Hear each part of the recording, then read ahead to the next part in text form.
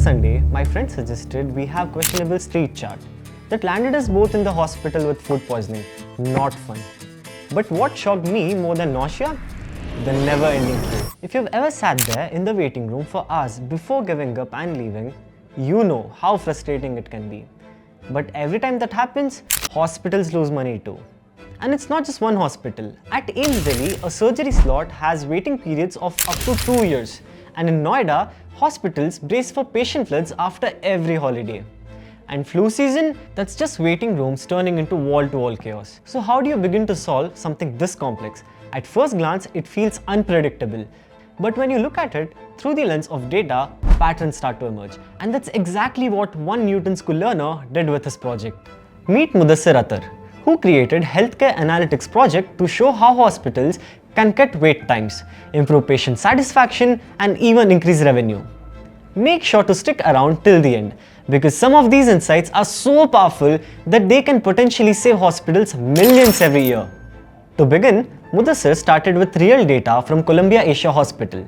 He got his hands on everything from patient records and billing details to visit logs and satisfaction surveys. Now, the thing about hospital data that it can be messy and scattered, so he used Power Query to clean and organize it. Then, with Power BI and DAX, he built a structured model that could track key metrics like revenue, per visit, wait times, and patient demographics.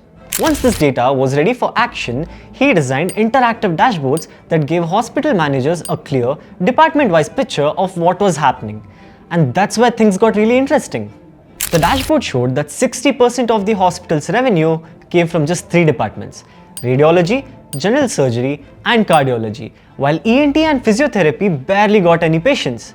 People between 25 and 40 years visited the most, while those above 60 stayed longer in chronic care. These dashboards also revealed that if patients waited more than 30 minutes, their satisfaction levels dropped sharply. Another interesting insight, there were also clear seasonal spikes tied to flu seasons and elective surgeries. Perhaps most importantly, the dashboards uncovered referral loops between diagnostics and internal medicine that created bottlenecks and slowed everything down. Based on these findings, Mudassir proposed a number of solutions. He suggested realigning doctor shifts to match peak visiting hours, offering smart discounts in departments with low patient traffic, running demographic-focused awareness campaigns, preparing staff in advance for seasonal spikes, and investing more resources into the departments that were already performing strongly and showed potential for growth. Just like that, Mudassir saw a complex problem and decided to solve it with data. This was just one example of the kind of projects our learners work on. If you too want to build industry-grade projects in data science, Power BI and AI and become job ready in just 5 months, Newton School's Data Science and AI program can help you get there. Thanks for watching this video. If you want to see more project breakdowns, tell us in the comments below. And don't forget to like, share and subscribe so you never miss another update from Newton School.